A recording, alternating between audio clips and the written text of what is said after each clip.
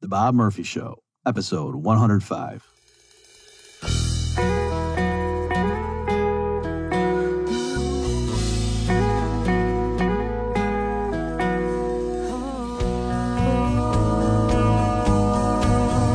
There's a tidal wave coming. What you gonna do? Get ready for another episode of The Bob Murphy Show, the podcast promoting free markets, free minds, and grateful souls. It's your source for commentary and interviews conducted by a Christian and economist. Now here's your host, Bob Murphy.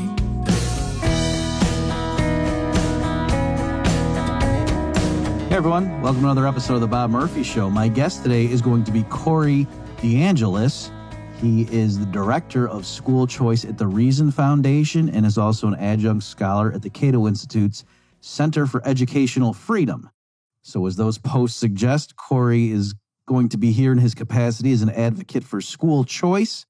In the beginning of the interview, I have him spell out exactly what he means by that term and also a lot of the related terms like what's the difference between a charter school and a magnet school and that kind of thing.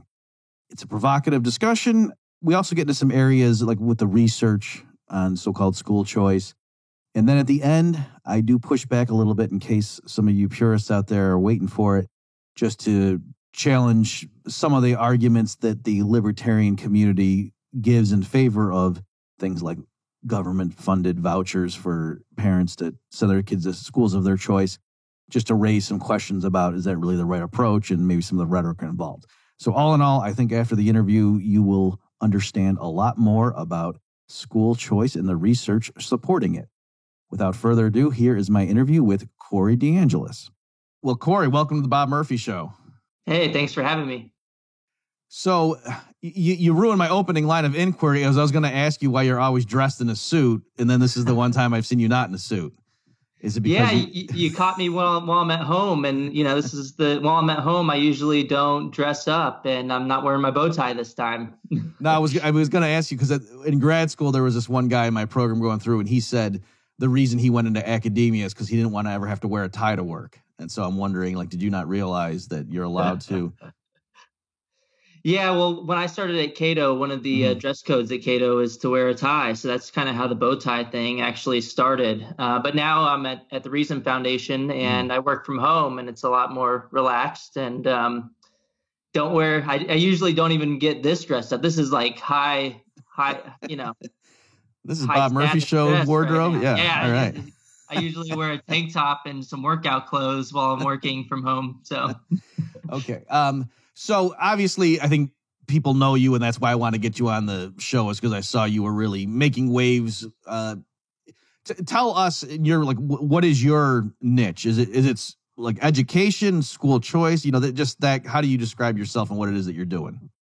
Yeah, I mean, you could say I do education work in that I comment on all types of education policies, but 99% of the work that I do personally is private school choice programs, also public charter schools. So I look at the research, summarize the research about what the scientific evidence says on these types of topics. But then I also make moral arguments for school choice in general. And so just for the listeners, I'll define school choice pretty easily because there's a lot of different forms of school choice. But the way I define it is that, in the current system in the United States, in most states, the default option is that you are residentially assigned to a government-run school, just based on where you live. You're supposed to go to that school. So I define school choice as any type of movement from that residentially assigned government monopoly system that allows families to take their education dollars and take that to whatever type of school they want. That could be a different government-run school, so that's like open enrollment. It could be a magnet school. It could be a charter school, a private school, a homeschool option.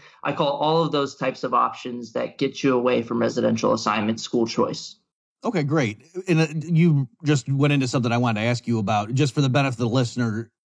When people wade into this area, there are a few terms, and so would you mind just what's the difference between magnet school, charter school, homeschool, just real briefly, just so people know what those terms mean? Yeah. So like I said, any movement from that residentially assigned system is school choice. And so like the most simple forms of school choice is just being able to pick a different type of government-run school or district-run school, whatever term people like to use. So that's called open enrollment. So if I'm assigned to this school, but I say I want to go to this school and I'm allowed to, I would call that an open enrollment system. There's also government-run magnet schools. I actually went to a magnet school when I grew up in Texas for high school. It was a specialty school. It had selective admissions. These schools can have selective admissions, but they're still government-run schools. Those are called magnet schools. The next step is I stop you, Corey? Yeah. So is that okay, you're in 5th grade and you're taking standardized tests and the parents are crossing their fingers because they want to get into such and such for junior high, and only the kids who score above a certain thing get in, and and everyone knows that's the better free government school than the other one? Yep. It's still government run, but they can have selective admissions. Not all of them have selective admissions, but they're allowed to. Unlike charter schools for the most part are privately run schools that are publicly funded. So that the dollars follow the child to the charter school. But charter schools are different from magnet schools in that they're overwhelmingly, they're supposed to use random admissions, so they cannot have selective admissions, and they can be privately run. So that's the charter school option. But this gets a little tricky because a lot of people will say that, and including myself, just following the definition from the Department of Education, that charter schools are actually public schools, even though they're privately run, which gets a little confusing. They're public schools because they have to follow all the federal regulations that public schools have to follow. They're publicly funded. The state Department of Educations and the U.S. Department of Education classifies them as public schools. So I kind of try to think, I personally think of them as like a quasi-private entity, and they're super highly regulated. A lot of the times the districts in particular states have to approve charter schools to be able to open. It's kind of like McDonald's approving all the Burger Kings that open. So it's a very regulated type of private. Weird. Okay. I was going to ask you, is it a useful analogy to think of like senior citizens who receive Medicare, but they go to a private a private health clinic and they get paid federal money, or that's not? Well, that would be more like a voucher program. So that's another type of school choice. So I'm moving from like the most basic to the more freedom. Okay, so so the difference is the charter school only gets money directly from the government, but that's the parents. That's another difference. They cannot charge tuition and they cannot be religious in nature, whereas true private schools can charge prices. And as economists, we know all the benefits of prices and being able to fluctuate prices. I mean, one of the problems here with charter schools is that they must be free at the point of entry, which leads to a lot of shortages in higher quality charter schools. They can't raise their price. So what they do is essentially have wait lists all across the country. Some estimates have said that about 1 million children's or students' names are on wait lists in the United States to try to get into charter schools. And I've argued all along that it's probably because they can't charge prices. And so you get a shortage problem with the higher quality, which leads to some monopoly power, right? So persistent shortages over time lead to quality deterioration. But to get to the next type of school choice, the one that Milton Friedman is pretty famous for from his 1955 essay, The Role of Government in Education, is instead of being able to take those dollars that would have went to your residentially assigned school, the family takes those dollars, a fraction of those dollars. I don't know of any voucher program where you get 100% of the funding that would have went to the public school. They do this so that they can save money. It's a political thing to sell the program to get it passed politically. But you can take that money to pay for a private school tuition and fees. So that's Milton Friedman's voucher idea. These are religious and non-religious private schools. They can it's a pure private school that can accept voucher funding. But voucher programs are different across the U.S. You know, some states like Louisiana are extremely regulated, whereas they say you have to accept all students. You can't use any admissions standards. You have to take the state standardized test. But there are other voucher programs which don't have as much regulation, such as the one in Florida. In Florida, actually, they have a tax credit scholarship program as well. So it's a different type. So instead of the money coming from the public education budget to the private school of choice, it's just funded a little differently, but it's the same kind of idea. Whereas in Florida, for example, you have individual donors, households, and corporations donating to something called a scholarship granting organization. So it's still private dollars because they're private donations. They get kind of a tax benefit from doing so. And then individuals, typically low-income families are only eligible for these programs, just like the one in Florida, come to the scholarship granting organization, and the scholarship granting organization gives those scholarships out to all the people if they qualify. And so places like Cato and people like myself have argued that tax credit scholarships are beneficial because they're privately funded, and therefore they tend to be less regulated than the publicly funded voucher program options. There's one more type of school choice if you want me to keep going. Sure, yeah. It's called the education savings account. So this can be publicly funded or privately funded. It's just like a voucher, but it takes the conversation from school choice to education choice, because the money, instead of going in the form of a voucher to use at a private school, it goes into a savings account, and the parents and the family members can use those dollars on private school tuition, but they can use it on other types of approved educational expenditures, such as tutoring or textbooks or online or virtual learning. And so it really takes us from school choice to education choice. And I think that's the best way to structure private school choice. And I think most states that are proposing bills to try to expand private school choice, in the U.S. at least, are now more so pushing for education savings accounts rather than voucher programs. Okay, great. Thanks for that.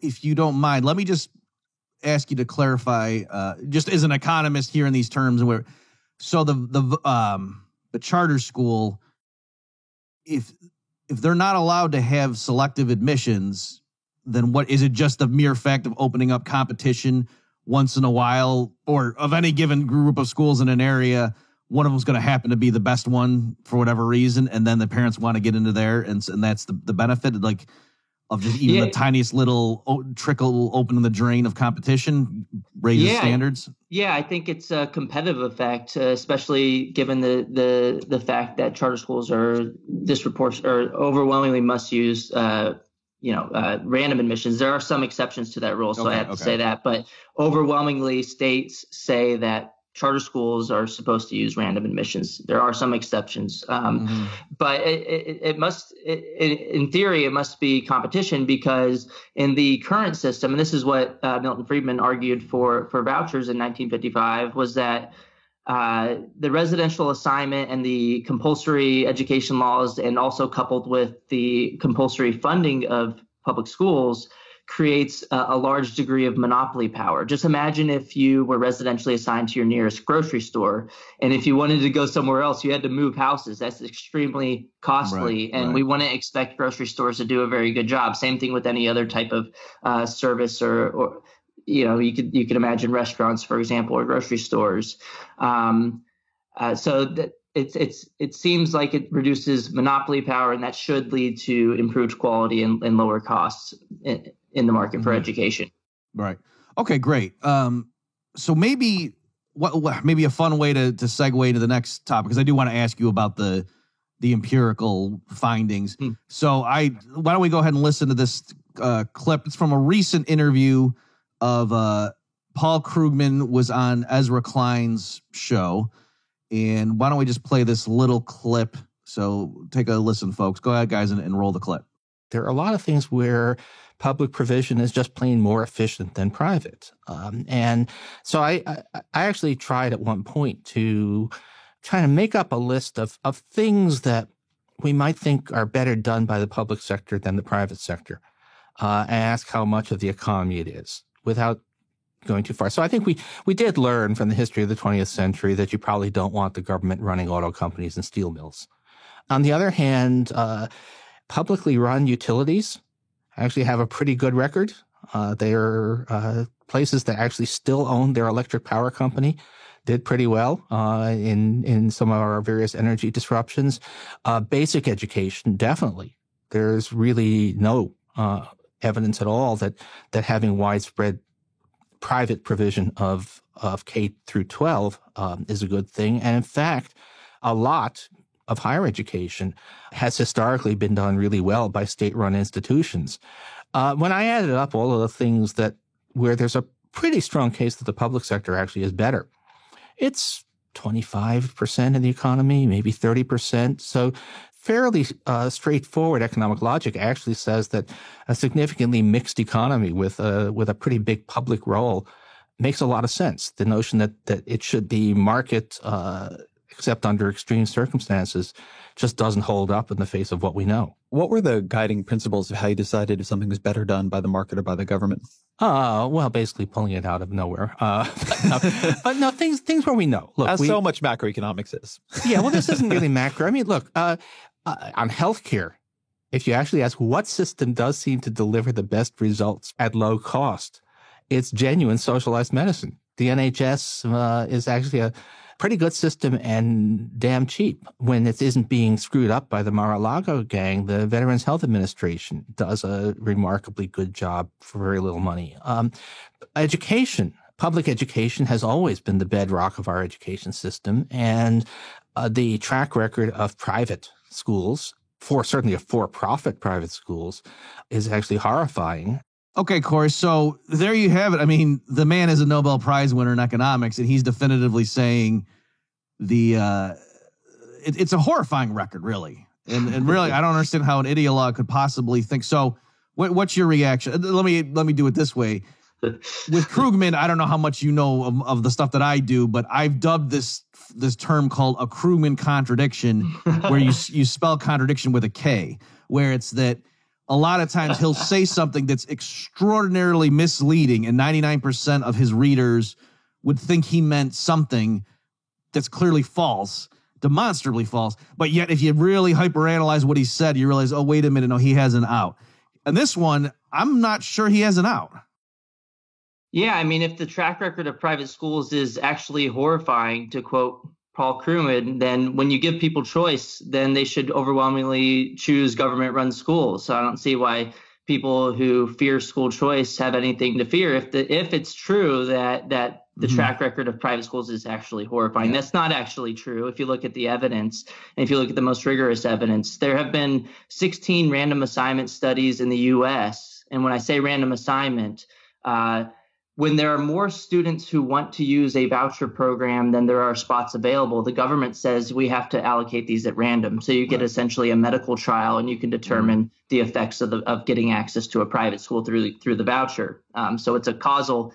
We can be pretty confident that these are causal relationships because of that random assignment mechanism. So there are 16 that link access to a voucher program, which gets you to a private school, to test scores in the U.S. And the only experimental evaluations that have found negative effects, there have been 2 of them following the same sets of students in Louisiana, which, as I said earlier, is one of the most highly regulated voucher programs in the U.S. But this is the only location that has found statistically significant negative effects on students' test scores. 10 of those 16 evaluations have found statistically significant positive effects on math or reading test scores for some students, for some subgroup of students, or overall groups of students.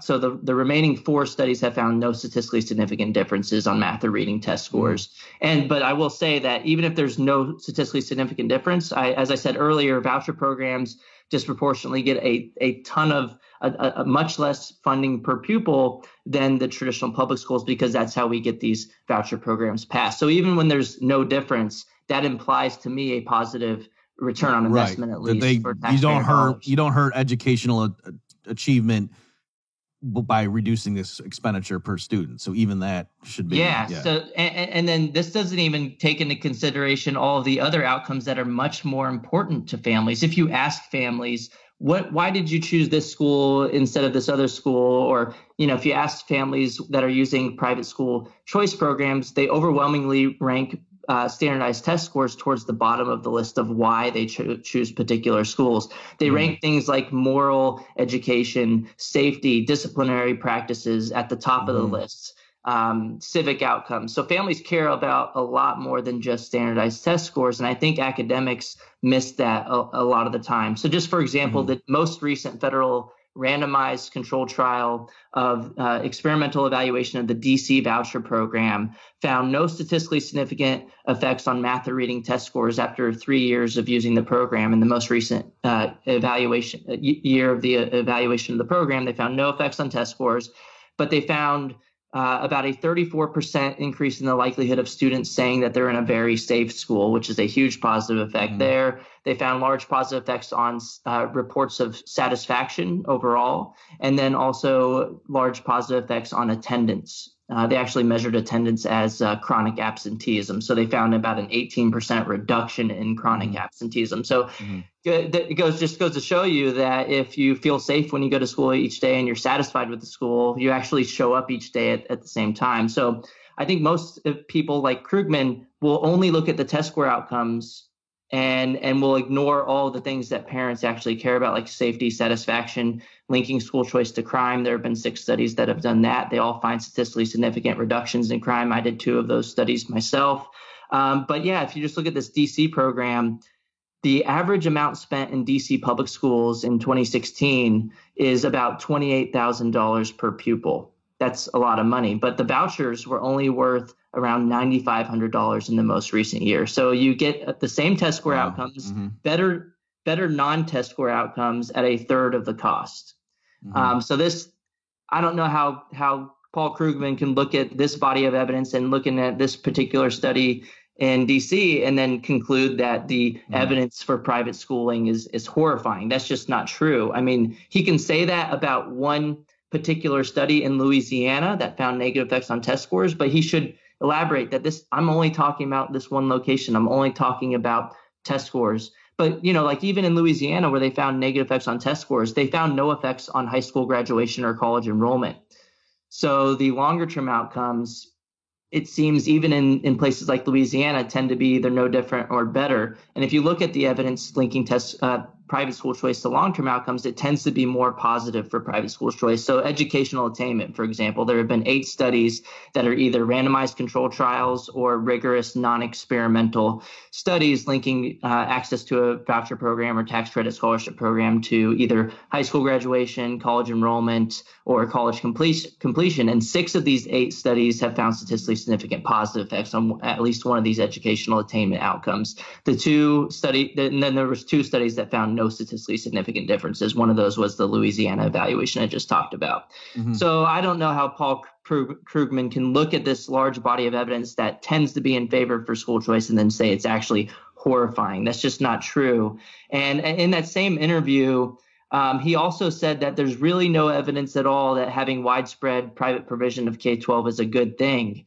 And I mean, I guess you can say that if having higher test scores, higher graduation rates, less crime, more safety is a bad thing. I guess if he defines good things as bad things, that would be true. But otherwise, his statement doesn't make any sense, and it's completely misleading for him to say so. Especially when he says there's no evidence at all. Right. I mean, all I got to do is show you one study and prove you wrong. I mean, and I have tons of studies. I make the argument that the majority of the evidence is in favor of school choice, but he makes it really easy to prove him wrong when he says there's no evidence at all, because I just have to show you one study. And I tweeted about this earlier today, and you can kind of check out some tables of studies that I've shared if the listeners want to, fact check me, because don't take my word for it. Look at the studies yourself, and you only have to find one to prove Paul Krugman wrong. But right, I mean. Go ahead. Yeah. I'm glad a little later during the interview, he said, Ezra Klein asked him, so how did you determine whether the government or the private sector was better for a different industry? And Paul Krugman, his gut reaction was to say, I basically pulled it out of nowhere. Yeah. Well, at least he was honest on that part of the show. He's occasionally honest, yeah. So now you're the expert on school choice. All immodesty aside, I'm the expert on Paul Krugman's mind. And I think what happened there is he led with his strong, no evidence whatsoever. And just in his writings, and when Krugman says there's no evidence for something, what he means is I can go find some people with decent academic positions who will make this claim. And that's the same thing as saying the other side has no evidence. Like, that's just the way he uses the phrase. I mean, I know that's weird, but that's how he, like with the minimum wage and stuff, he will say, there's no evidence that causes any disemployment effect, by which he means there are some people who control a certain way. And so we can safely throw out the decades of studies that found the other way, because now the cutting edge says this is the way to control for X, Y, Z.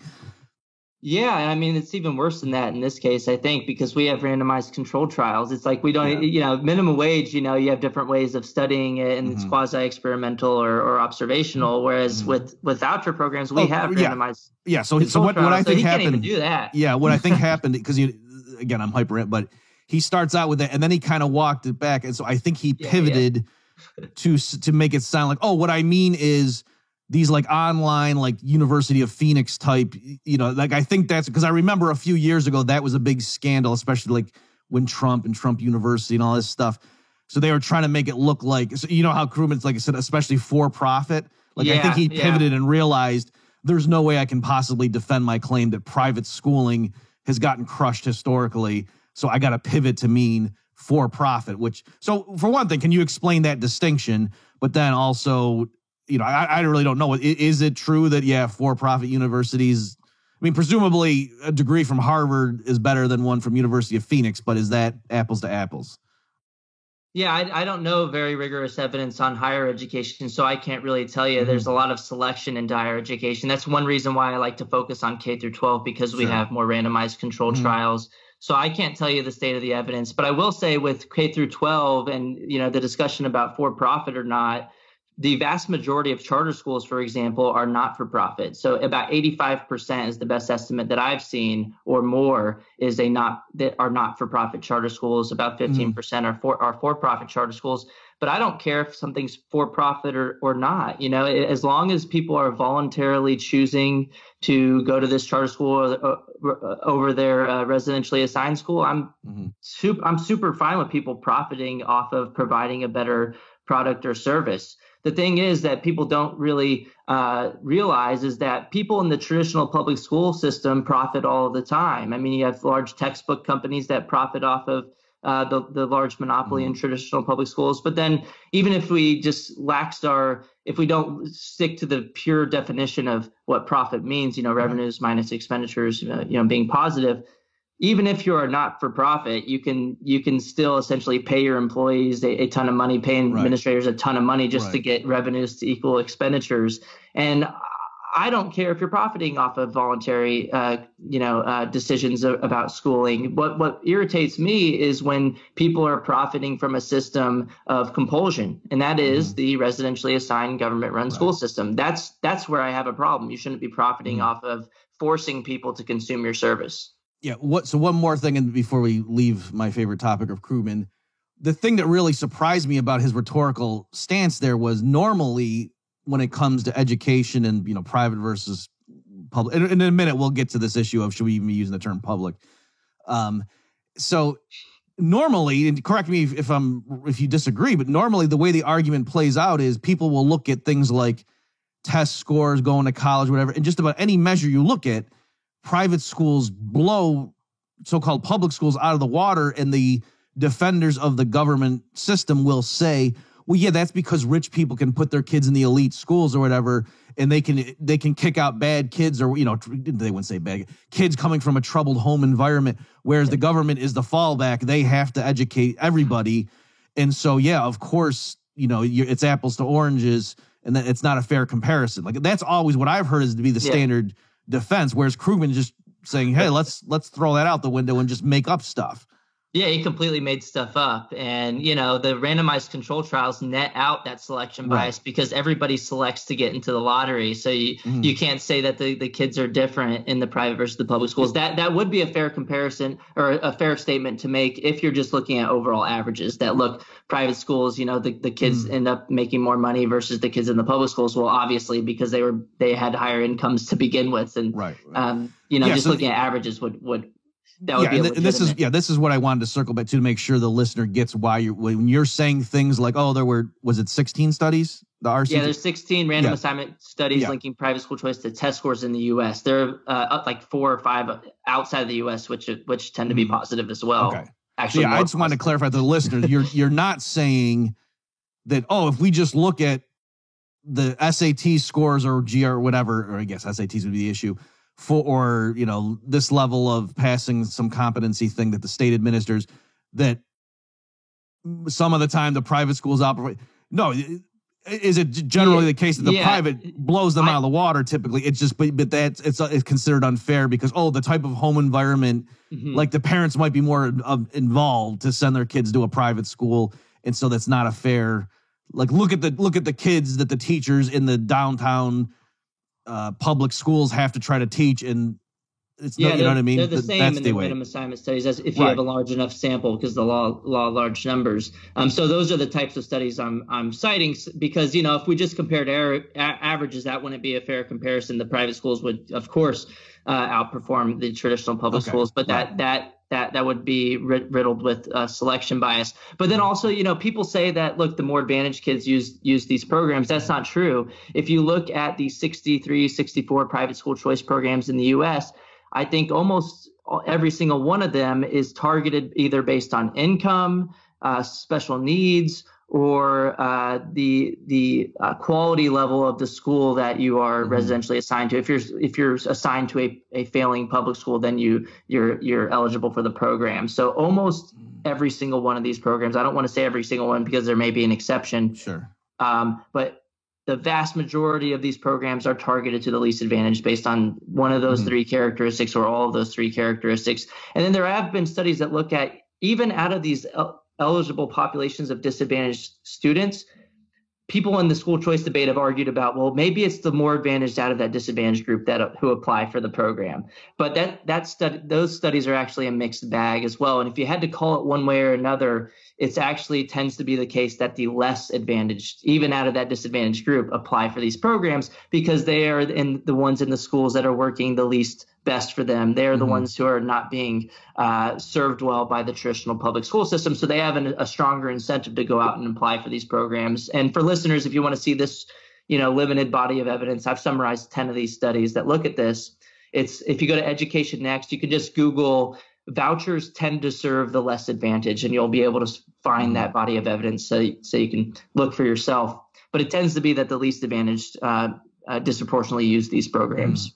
Okay, so that's great. And let me just make sure we finish the train of thought. So the randomized assignment studies, the deal is there's, this charter school or whatever has 20 open slots, 50 families apply for it. They flip a coin or whatever to randomize. And then the study follows the 20 students that got in and the 30 who applied but didn't get in, who have to remain in the government school. And that's what they track.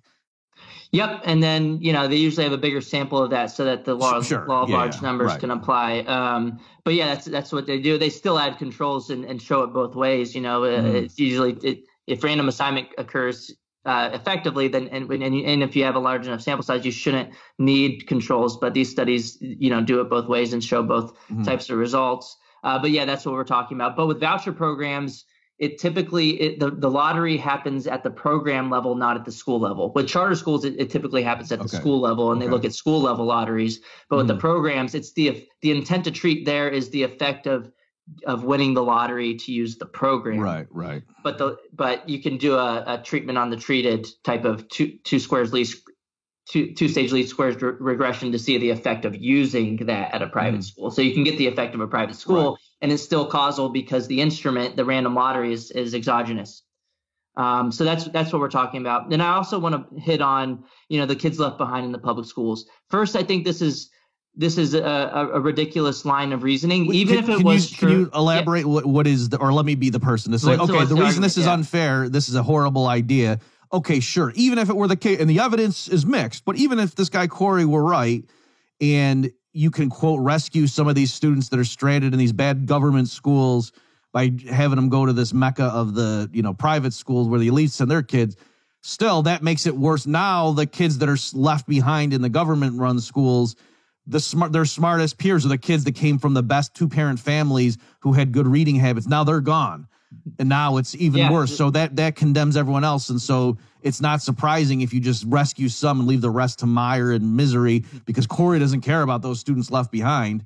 So that's the objection. That's the argument that's made. So as I've already said, the selection tends to be negative. So the kids that are a little bit better off tend to be the ones who remain in the traditional public school system. So that's my first response. Second is that, the evidence overwhelmingly shows that the kids who are left behind or who remain in the traditional public schools or government-run schools, whatever you want to call them, actually do better. There are 28 studies on this. One just came out of Florida looking at the tax credit scholarship program in Florida just a few days ago. National Review wrote a good summary of it, but this came out in NBER, and it found pretty large positive effects of school choice competition on the kids who remain in the traditional public school. So there have been 28 studies on this now. 26 of the 28 studies find statistically significant positive effects on the kids who remain in the traditional public schools because of competitive pressures. You know, the public schools start to up their game a little bit if they don't want to start, losing the money. And so they start changing their curriculum. They start, advertising to the families about how great they are. They start upping their game. And this is how it works with the rest of the economy as well. If you can start to lose your customers, well, then you have an incentive to actually cater to the needs of those customers. And that's what we see in this evidence. This is not disputed by either side, just because it's so clear, 26 of 28. And the two that the two of the 28 find no statistically significant effects overall. One of those 28 finds statistically significant effects on like a subgroup of students, but overall, none of these studies find statistically significant negative effects. And then there's been a meta-analysis in the journal Educational Policy in 2019 that was peer-reviewed. And it was done by researchers at University of Texas, Austin, and they also came to the same conclusion that the competitive effects studies are actually positive. So if you do care about the kids who remain in the public schools, then you should also be fighting for school choice, because school choice is the rising tide that lifts all boats. You don't even have to use the program to benefit from it. And so I think it's a win-win in that sense. And then also the kids who remain in the public school system, most people don't think about this. They actually get more money on a per pupil basis in the traditional public schools. And the reason for this is that traditional public schools in the U.S. are funded based on enrollment counts, but they're not completely funded based on enrollment counts. I think they should be. I think it should be 100% of the money just follows the student to whatever school they go to. Mm-hmm. But in the U.S., researchers at Georgetown University's Edunomics Lab has a chart on this for each of the states, and they estimate that about 40% to 80% of the funding is driven by students and student enrollment counts. So let's say you're in Texas, for example, 66% of the funding is based on student enrollment counts. So if you're in a traditional public school and you lose a student to school choice competition, 66% of that funding is reduced in your school, but the costs associated with that student are lost as well. And so you get to keep 33% of the funding. So on a per pupil basis, mathematically, you must end up with more dollars per pupil. So you financially benefit. A lot of people will start arguing about fixed costs. They got to keep their lights on and stuff. But studies have also estimated that even if you take into consideration fixed cost, the traditional public schools tend to benefit from school choice competition financially. And then also all costs are variable in the long run anyway. So like when I leave Walmart to go to Trader Joe's, Walmart doesn't get to keep 33% of my funding, even though they have fixed costs. Right. And they shouldn't get to keep 33% of my funding when I go to Trader Joe's to do my grocery shopping. Walmart would be super happy about that if they had that set up. It shouldn't be that way, but that's how it is in the traditional public school system today. Mm-hmm. And just to continue that analogy, if originally there were a law saying anyone who wants to get groceries has to go to Walmart. Ridiculous. And then, of course, you would expect the quality and the price to be awful. And then if the law opened up and said some selected families get to shop elsewhere, not only would they be better off, but as you were mentioning, you would expect the people who still stayed at Walmart would probably find all of a sudden, it seems like they're more interested in maintaining the quality of the product here once people are allowed to shop somewhere else. Yeah, exactly. And to continue that logic even further, in current day and age, when I leave from Walmart to go to Trader Joe's, no one yells at me and says, "Oh, you're hurting the customers who remain at Walmart and you're a bad person." I don't care whether Walmart actually gets better or not, even though the evidence suggests in the school sector that Walmart and the schools actually do get better. All I care about is that I'm getting a better product and service wherever I take my dollars to. It doesn't matter whether Walmart, does better or closes down, and it shouldn't matter. No government bureaucrat should get to say to me that, Corey, you can't shop at Walmart anymore because, well, Walmart's getting worse because you left. we would think, all of us would think that would be completely ridiculous to be able to use government force to force me back into shopping at Walmart just because their outcomes didn't get better or because their services didn't get any better. That would be a huge restriction on freedom and liberty, and it would be completely ridiculous. Similarly, I think it's completely ridiculous to even use that argument with the school system. It shouldn't be my responsibility for the residentially assigned government school to up their game. And so I should be free to choose no matter what happens in that school. So maybe let's take a minute. Trump recently in the State of the Union used the term government school instead of public, and and you had a great little thing where you explained why, no, actually, these aren't public schools. And you went through some listens, things I hadn't even thought of. So do you want to just rattle off some of your points there? Yeah, I mean, what was interesting was at the same time Trump was giving the State of the Union, I was giving a talk on school choice at the UCLA Young Americans for Liberty chapter out there. And I actually went through this in my presentation as to why we should call them government run schools instead of public schools, not even knowing that Trump was going to say anything about this. So it was actually pretty interesting that at the same time he was doing this, I was doing this at UCLA. But yeah, right after I found out, got out of that talk, I had a ton of messages on Twitter. People were like, did you tell Trump to say this? Because you're always calling them government schools as well. And I was like, no, I had nothing to do with it. I promise. But then, a few hours later, I was like, I got to write something up on this. And I came out with a op-ed on this in the Washington Examiner, just going over why I prefer to call them government run schools instead of public schools. And the basic thrust behind that is that they are government run, they are government regulated, they are government funded. And so it's government everything, and they're not public goods. Schooling is not a public good because it's both excludable and rivalrous in consumption. So it's economists on your website shouldn't take any issue with that. There may be positive externalities of schooling or education. It's kind of hard to say that with the current system that we actually have. But that still wouldn't classify it as a public good. That would mean that schooling is a merit good if we buy the argument that the externalities on net are positive from schooling. So it's not a public good. It's not public schools are not, or government run schools are not accessible to the public. They discriminate by zip code. And that was the thing that really blew my mind, is because I think that, so clearly the people who call it public schools, it's not that they remember Paul Samuelson's definition of a public good, and that they mean schools that the public can go to. Yeah, like and you're pointing out, no, if there's some great run government school down here, the public can't go there. It's very restrictive who's allowed to go there.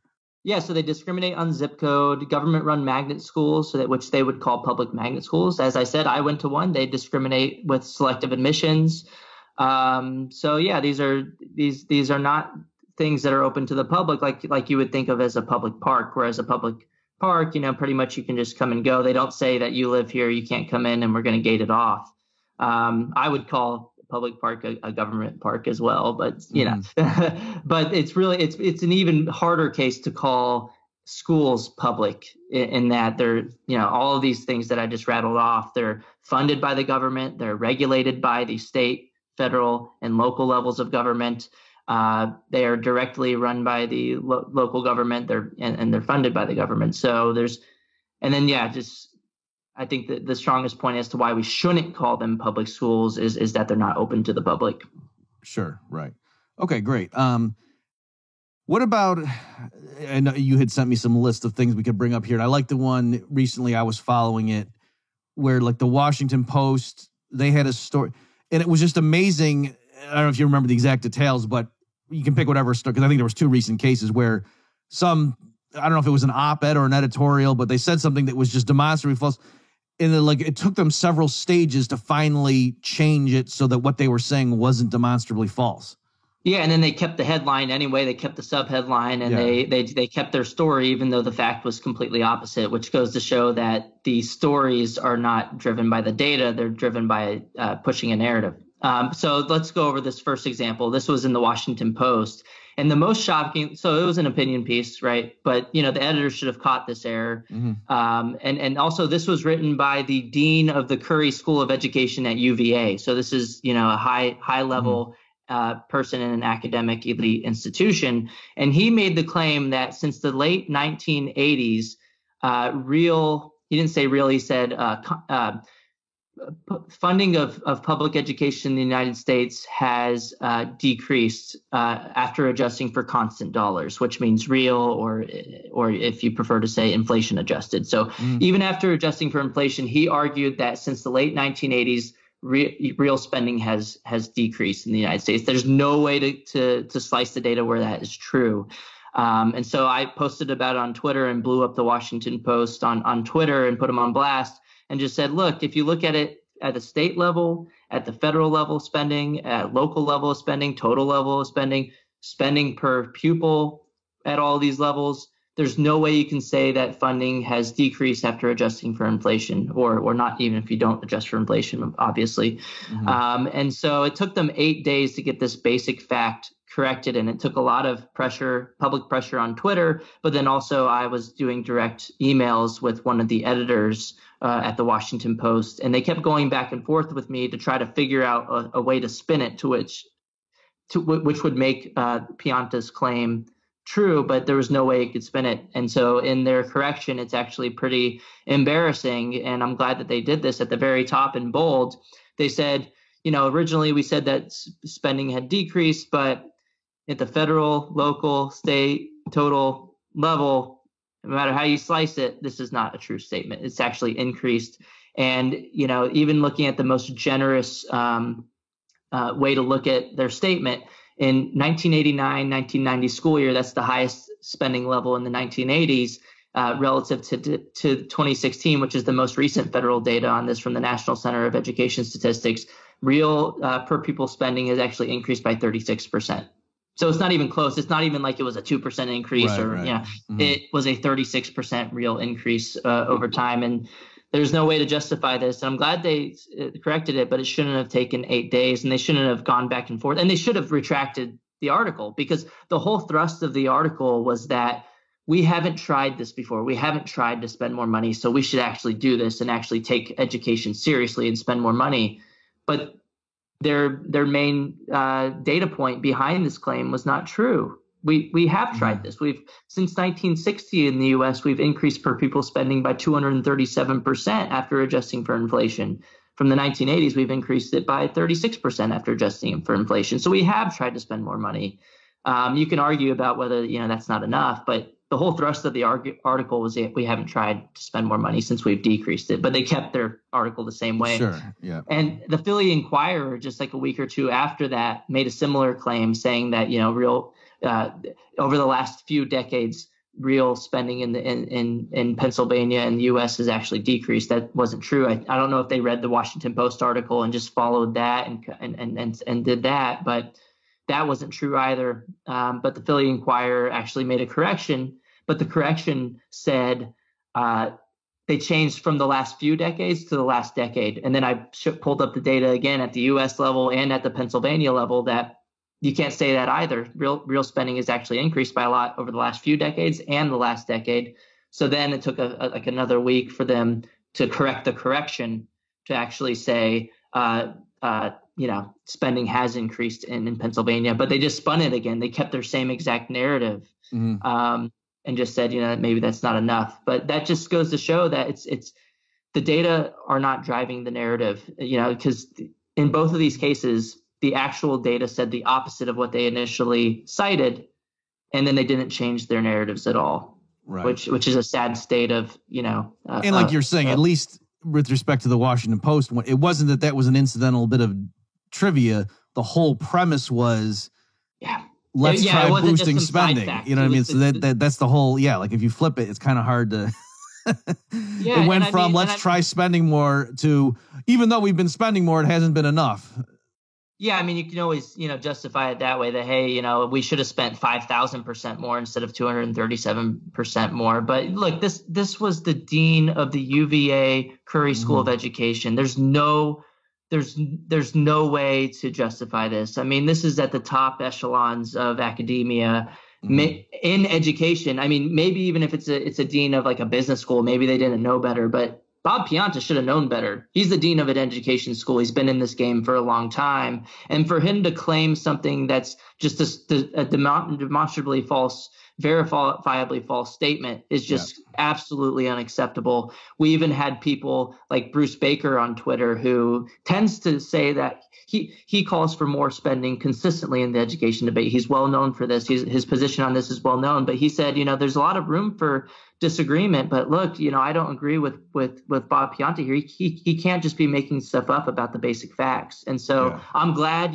people on the other side as well of this debate who actually agree with Bob Pianta actually came out and, I respect Bruce Baker for actually coming out and being truthful about this. He could have just shut up and not said anything about it. He could have remained quiet, but, props to him for actually, pointing this out as well. Okay, how about another one you sent? So the claim is that some of these things, at least like, the private schools, they discriminate. So do you want to talk about that a little bit? Yeah, so I just gave Bruce Baker props for saying, that Bob Pianta made a false claim, but he in the Hechinger report recently, 3 or 4 weeks ago, made the claim that private schools can discriminate based on race. Or the exact claim is something along the lines of, perhaps people might be concerned that these private schools who can accept voucher funding might discriminate based on race. So he didn't explicitly say private schools can discriminate on race and that they're going to. He said that he essentially implied with his co-author Preston Green that, it implies if you're saying that people might be concerned that they might discriminate based on race, that essentially implies that private schools can discriminate. Right. It's kind of like what Hillary Clinton said. As far as I know, Barack Obama's not a Muslim. Yeah. So, that's like saying, people can be concerned that these private schools are going to, kill the students. That would be a ridiculous claim because it's not legal. But you could, of course, people could be concerned about that. But that implies that they're actually going to do this. And so federal law actually prohibits private schools from discriminating on the basis of race. So I'm actually working with an editor at the Hechinger report, and props to them for, actually working with me on this correction. So I think they're going to actually correct this statement. They're going to keep the statement in there that people could be concerned, but I think they're going to add more nuance. To clarify that the concern would be unfounded. Yeah, just so they're going to add, that Section 1981 does not allow private schools, religious or non-religious private schools, to discriminate on the basis of race. So there's no justification for saying that they can. Readers at home or listeners can look up Runyon versus McCrary, 1976, the Supreme Court case that did not say that private schools, or said that private schools in general cannot discriminate on the basis of race. And I've talked to a constitutional lawyer on this before I came out swinging on this to get people to correct this statement, because it was made in another newspaper in Oklahoma just like a week ago as well. So this is a recent trend that people are talking about. I consulted with a lawyer at the Institute for Justice who has dealt with a lot of this stuff and made sure I was right on this before coming out and, saying like, come on, you guys can't say this. And he said that, Section 1981 applies to all private schools. And until a private school comes out and tries to make a case as to why Section 1981 should not apply to them, the law of the land is that private schools may not discriminate on the basis of race. And there have been no private schools that have come out and tried to make a claim as to why their religion allows them to discriminate on the basis of race. And there are zero examples of private schools discriminating based on race today in the United States. So this is a completely unfounded claim, but props to Hechinger report for actually working with me on a correction in this case. And then a related one is people are arguing that, at least in the case of Florida, that it's private schools that have, biblical values can discriminate against LGBTQ students. And so do you want to talk about that? Yeah, so there's some representatives in Florida who are currently arguing, and just over the past couple of weeks, this was a big thing that blew up in the media in Florida. Orlando Sentinel has been attacking the private school scholarship program as well, as well as two representatives over there. They, quote, said that the program, the Florida Tax Credit Scholarship Program, is an anti-LGBTQ voucher program. And so that's false on a couple of levels. It's not a voucher program. I explained this earlier because it's a tax credit scholarship. It's a privately funded program. It's not a publicly funded program. Vouchers are publicly funded. That's why we call them vouchers versus scholarships. So calling it a voucher program isn't true, but the main thrust of calling it an anti-LGBTQ voucher program is extremely misleading, because that implies that the program itself discriminates against anti-LGBTQ students. But in reality, the program gives, if you qualify based on income, the program awards scholarships to students regardless of their sexual orientation. So to call the program itself anti-LGBTQ is completely misleading.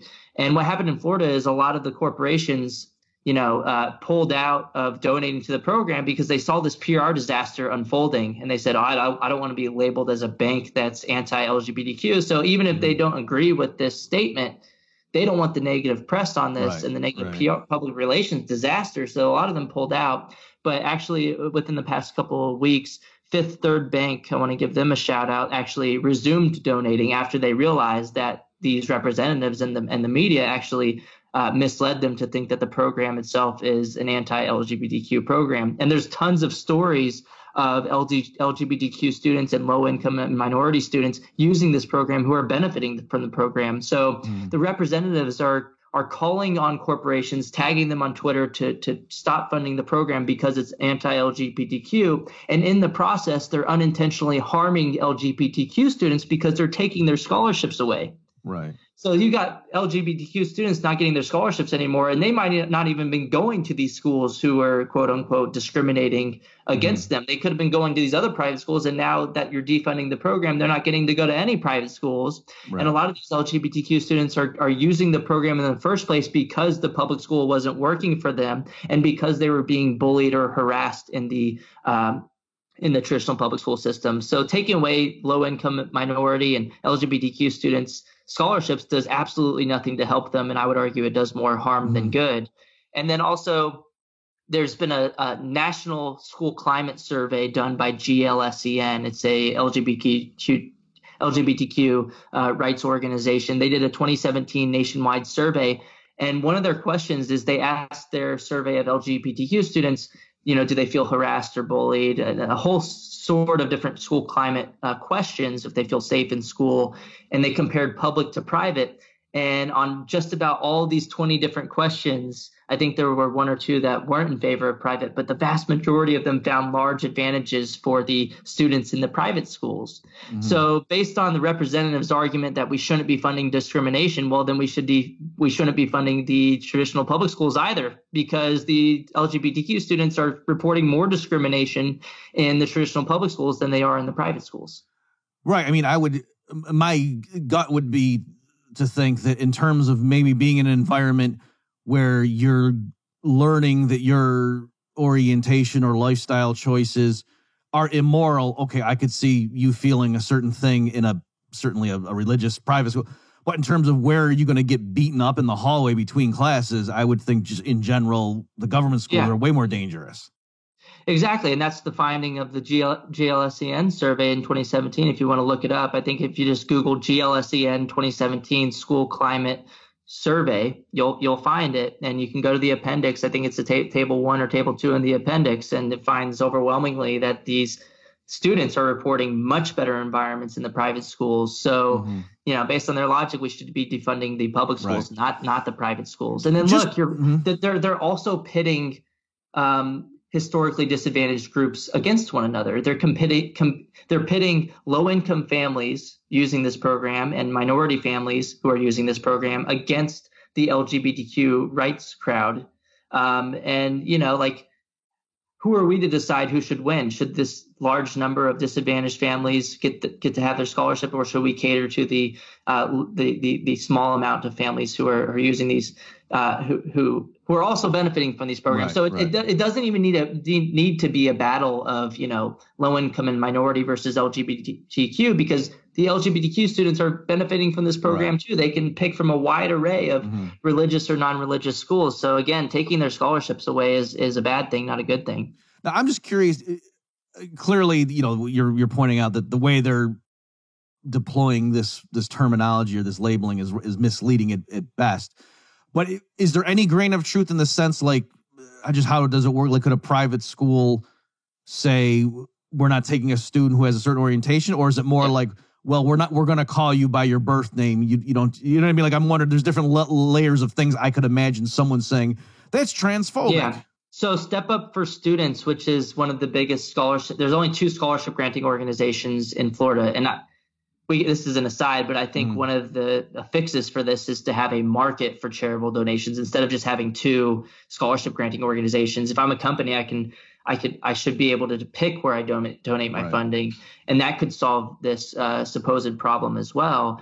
But Step Up for Students has reported, and they grant 99% of the scholarships. So it's essentially a one-stop shop for scholarships. There's one other small organization that grants about 1% of the scholarships. But they've reported that there are no actual cases of discrimination where kids are being, kicked out of schools based on their sexual orientation. So this seems to be more of like a theoretical issue than an actual in real life issue. Right. Mm-hmm. And it seems more, again, to be more of like a messaging issue to try to attack the school choice program, to try to use the LGBTQ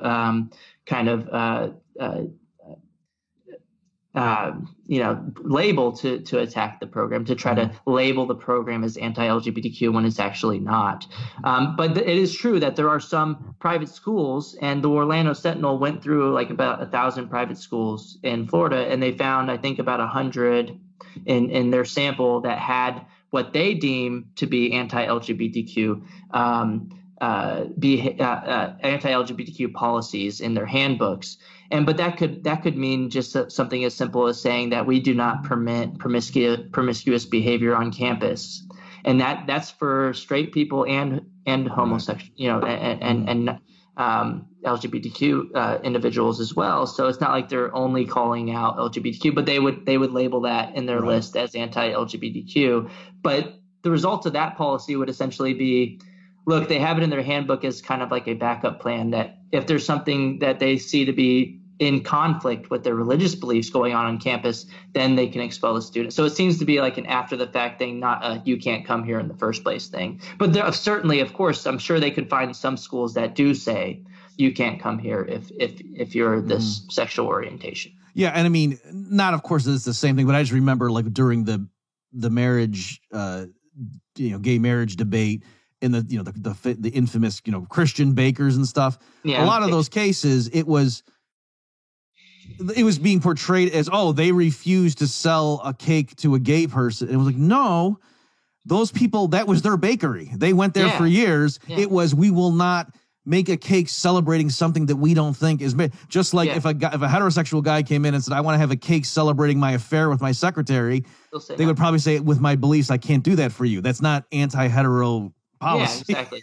So I mean, again, they're using the exception to prove the rule. The vast majority of schools, even in their sample at the Orlando Sentinel, did not have these type of quote unquote anti LGBTQ policies. They're using the exception to prove the rule, and then also this comes in conflict with freedom of religion. So like in order to prevent theoretical discrimination against LGBTQ individuals, these legislators are calling to discriminate against religious people. Right. So they're trying to combat discrimination in one form by proposing discrimination in another form. And so this is an issue that'll continue to be talked about with school choice, but I'm hoping more companies like Fifth Third Bank in Florida start realizing that they were actually misled when these lawmakers came out and started tagging them on Twitter with this negative PR. Right. Well, we got just a little bit of time here left. Let me play devil's advocate, if you don't mind, just to push back. So one of your favorite rhetorical ploys is to like find some, what you would call an anti-choice public official who sends his or her own kids. So let me again, school choice hypocrisy. Yeah, let me set it up and then I'll let you respond. So I was during the health care stuff, there were things like Rand Paul, gets beaten up and he goes to the hospital. And so some people were, Rand Paul is benefiting from his private health insurance, but he's not willing to grant that to everyday Americans. What a hypocrite. So he's allowing other people to have private health insurance, right? Right, but he doesn't want the government to pay for it. So I'm saying, isn't there a kissing cousin relation and the way you're attacking? Like, couldn't somebody, let me put you this way. Yeah. Suppose somebody in Congress, and I don't even know if this might be Rand Paul's position for all I know, what if they're saying, I got serious concerns about so-called voucher programs because I'm worried that, giving government money, I don't want to endorse the principle that it's the government's job to educate your kid. Maybe we can give tax credit, but to actually just give government funds to family, I'm not sure I want to do that. Then, but I happen to send my kid to a private school because I'm wealthy and can afford to do so. Do you think that's hypocritical, or is it more? Yeah, so this is like Elizabeth Warren was the first politician that I found, fights really hard against private school choice for others, but then exercise, in my view, private school choice for her own kid, since she sent Alex Warren to private schools from 5th grade to 12th grade. And then she lied about it on video as well. If you want to see my pinned tweet on Twitter, that's kind of how this all blew up when I shared that video of her lying to a mom about sending her kid to a private school when she said, no, I sent my kids to public schools, not private schools. But I argue that it's hypocritical, because hypocrisy is when your public views that your views that you say to the public do not match your private views. And so it looks like Elizabeth Warren and other politicians are saying, oh, no, everybody should just remain in their public schools. That's how we fix public schools. But then she pulled her own kid out of public schools. Right. So she's seen in an interview with the president of the biggest teachers union in the United States, the National Education Association, saying that you shouldn't leave the charter schools. You should stay in your public schools if you don't think it's working, so that you can help, get it more funding, and so that you can kind of band together to make the public school better. But she didn't do that. She pulled her kid out of the public school when she thought it wasn't working for them. And I also just see that it's really ideologically inconsistent for her to call for more expansion of Pell Grants, which are essentially vouchers at the higher ed level, which can be used at private or public universities. And she also calls for universal pre-K, which is essentially a pre-K voucher. With these universal pre-K programs, you can pick private providers of pre-K, or you can pick public providers of pre-K. So I see that it's just hugely ideologically inconsistent to support these two and then say, oh, but for K through 12, we're not going to allow people to use vouchers at the K through 12 level. But we're okay with expanding another. And then also, like, this is typically Democratic politicians, not always, but 99% of the time that I've found is that these are Democratic politicians, is that they say that they're for helping the least advantaged. And so they're for Pell Grants, they're for universal pre-K, they're for expanding Medicaid, which is essentially a voucher for hospital expenses, which could be used at private, even religious hospitals. They're for food stamps, which can be used at private grocery stores, and that disproportionately benefits the least advantaged because it's targeted based on income. But then when it comes to education, as far as K through 12, they say, no, we're not going to allow you to have essentially food stamps for K through 12 education. So, and when I press them on this, there's typically no response. They'll pivot to something else, but they don't have a very good response as to why they're inconsistent about this. Okay, so I 100% agree with you. The standard defender of government schools is inconsistent and hypocritical on this stuff. Yeah. But I'm saying I just my personal thing, I'm very leery about a voucher program because I'm concerned that will make even the private schools more beholden. Yeah. In other words, the government's not going to give vouchers to anything. Like if, my Uncle Joe just starts, I'm having a class. Right. And so isn't there a concern that will just allow the government to even, like, in other words, instead of bringing the public schools closer to the private school standard, it'll flip it and make everything awful? Yeah, but the default option here is that we have almost, the vast majority of students, 82% of students in the United States are in, government-run schools in the U.S. So they're already highly, regulated. Voucher programs can be regulated, but I see on net that if we transfer children from highly regulated government schools into private schools, then we'll have on net more students in less regulated schools. It's of course possible that the voucher programs could be as regulated as the government-run schools today. But just based on the evidence we have today, they're far less regulated than government-run schools. I don't know of any voucher program that says private schools can't be religious, for example, if they accept voucher funding. And then another thing that libertarians should like about voucher programs is that they're voluntary. Private schools don't have to accept any voucher funding at all. And so even if it was very financially beneficial for them to do so, I would imagine that in this world where we have universal voucher program or universal school choice, that the private school, there would be some segment of private schools, maybe 10%, like the amount of private schools that we have today, who say, I'm not accepting the voucher money. And like if you look at places like in Louisiana, which is one of the highest regulated voucher programs in the U.S., in their experimental evaluation, they found that only a third of the private schools actually participated in the program. 2/3 said, no, I'm not taking the money because it's too many regulations. We don't want to do all the testing and the random admissions. And it tended to be the lower quality schools that did accept the funding. So I see this concern that libertarians have about potential regulations, but my main response is, look, it's voluntary. And then 2, the default option is way more regulated than what these voucher programs are regulated. And then 3, this is another reason why I argue for tax credit scholarship programs, because they're privately funded and less regulated.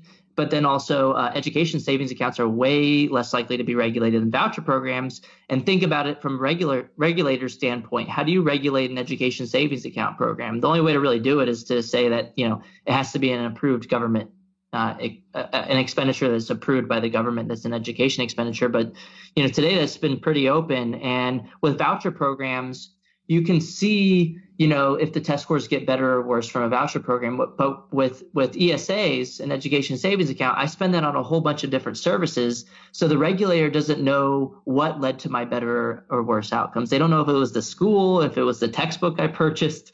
They don't know if it was the tutoring services that were provided to me. So it makes it much more difficult for the regulator to figure out. And I think that's why we've seen that education savings accounts as well have been less regulated than voucher programs. Let me try one more, again, just the devil's advocate, to make sure at least the listeners get what my concern is with some of the rhetoric in the school choice movement. If somebody, and this doesn't work perfectly, but you'll get the spirit of what I'm doing here, Corey. So imagine somebody, some libertarian type says, this is crazy. The government spends all this money, especially like in big cities, on so-called public transit and bridges and whatever, and poor people are actually being taxed in various ways to pay for a lot of stuff that they don't use. So why don't we just have transportation choice, and the money the government would have spent on you to be able to take the city bus or the subway or whatever, we'll give you a credit or a voucher, and you go down to the car dealership and buy whatever car you want. And because we libertarians don't think that only the rich should be able to drive cars. We think everybody should be able to. Transportation choice. Would that maybe give you pause?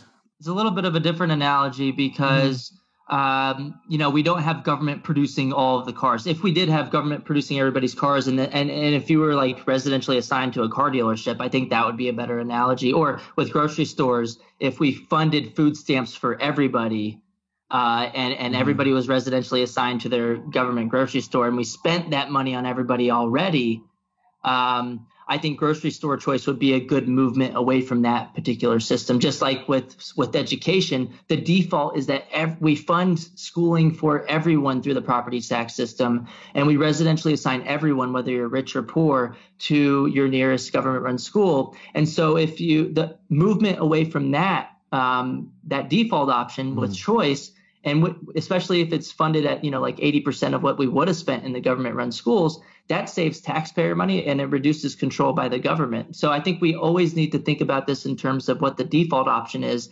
Like, for example, if government didn't run any schools and if government didn't fund education at all, I would think I would think a lot differently about education savings accounts and vouchers, because from that,